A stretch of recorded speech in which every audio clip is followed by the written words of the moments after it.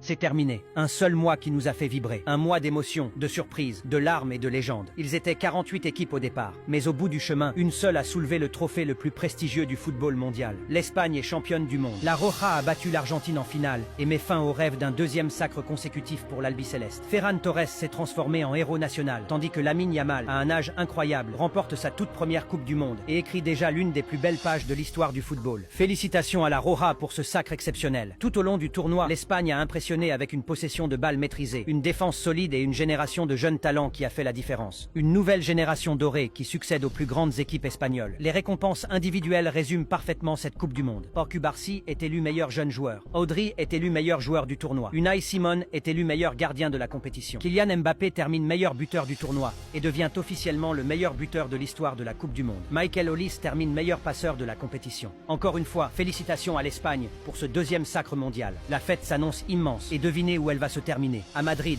c'est terminé. Un seul mois qui nous a fait vibrer. Un mois d'émotions, de surprises, de larmes et de légendes. Ils étaient 48 équipes au départ. Mais au bout du chemin, une seule a soulevé le trophée le plus prestigieux du football mondial. L'Espagne est championne du monde. La Roja a battu l'Argentine en finale et met fin au rêve d'un deuxième sacre consécutif pour l'Albiceleste. Ferran Torres s'est transformé en héros national, tandis que Lamine Yamal, à un âge incroyable, remporte sa toute première Coupe du Monde et écrit déjà l'une des plus belles pages de l'histoire du football. Félicitations à la Roja pour ce sacre exceptionnel. Tout au long du tournoi, l'Espagne a impressionné avec une possession de balles maîtrisée, une défense solide et une génération de jeunes talents qui a fait la différence. Une nouvelle génération dorée qui succède aux plus grandes équipes espagnoles. Les récompenses individuelles résument parfaitement cette Coupe du Monde. Pau Cubarsí est élu meilleur jeune joueur. Audrey est élu meilleur joueur du tournoi. Unai Simon est élu meilleur gardien de la compétition. Kylian Mbappé termine meilleur buteur du tournoi et devient officiellement le meilleur buteur de l'histoire de la Coupe du Monde. Michael Olise termine meilleur passeur de la compétition. Encore une fois, félicitations à l'Espagne pour ce deuxième sacre mondial. La fête s'annonce immense et devinez où elle va se terminer. À Madrid,